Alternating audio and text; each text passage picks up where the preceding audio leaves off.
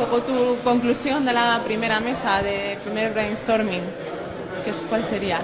Bueno, la conclusión es que en primer lugar yo creo que hacía falta que esto se celebrara, como muy bien ha dicho Alberto, vamos con retraso, con 2 o 3 años de retraso, entonces tener por fin la ocasión de compartir todos los que en cierta manera estamos relacionados con lo que es la blogosfera, un espacio de encuentro y de discusión, yo creo que es importante. Segunda conclusión, que yo creo que es muy bueno, y en ese sentido los blogs han aportado algo, volver a recuperar la cuestión del debate, pero digo debate ligado a discusión, es decir, el poder decir puntos de vista y opiniones diferentes con respecto a un tema, y en ese sentido yo creo que la mesa en cierta manera ha respondido también a ese objetivo.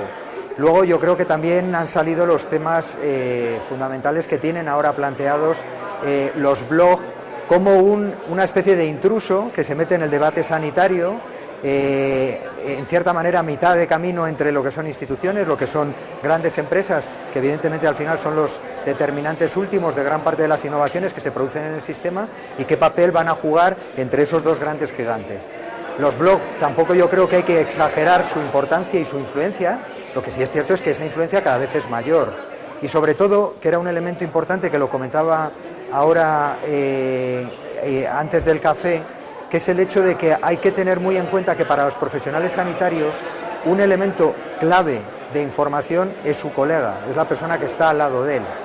Y en ese sentido, minusvalorar la influencia que pueden tener personas que están en una situación parecida a la tuya, pasando consulta o en la consulta de al lado, y que tú de alguna manera identificas como un referente, pues puede ser un error. Y por último ya, yo creo que es importante tener en cuenta que ni las instituciones van a dejar de existir, ni los blogs posiblemente tampoco. Otra cosa es que muten y evolucionen. Y la alternativa más inteligente, lógicamente, debería ser la posibilidad de cooperar entre ambos. Un poco el tema también de la mesa, que hablabais de calidad de la información, ¿cuál es, según tu punto de vista, el estado de salud de los contenidos de la blogosfera sanitaria? No me atrevería a decirlo, yo creo que es muy heterogéneo. En general, lo que sí es cierto, posiblemente el 90% de los blogs tienen escasa utilidad y escasa fiabilidad, pero hay un 10% de blogs que pueden ser muchos, que pueden ser 100, que pueden ser 200, no lo sé, pero que tienen información muy cualificada, porque se basa esencialmente en un elemento que tiene mucha potencia, que lo comentaba en la charla, que era la cuestión de la pasión.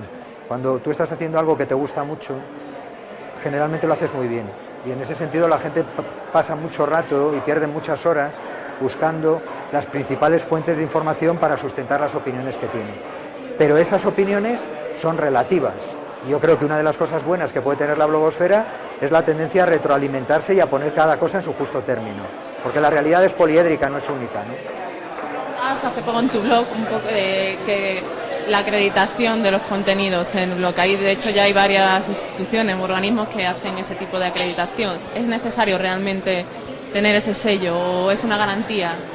Hombre, yo creo que ya lo he dicho claramente, ¿no? Nosotros además trabajamos en la escuela desde hace años en estándares de acreditación para webs, pero vuelvo a insistir en que yo creo que una web es distinto a un blog.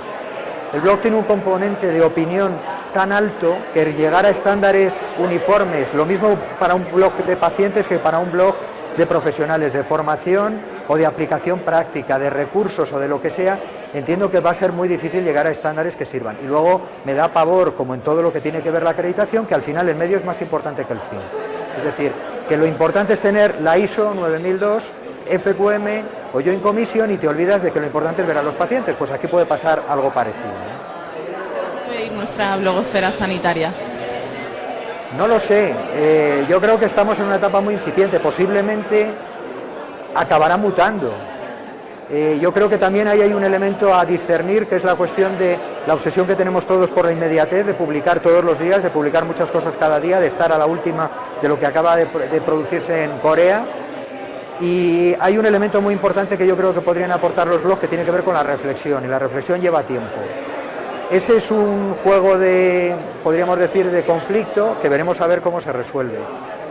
Yo creo que posiblemente al cabo del tiempo pasará como con cualquier proceso evolutivo.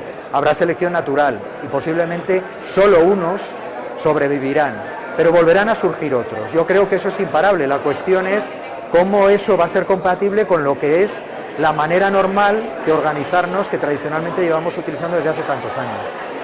caso, los blogs han venido también a romper un poco la manera de comunicarnos.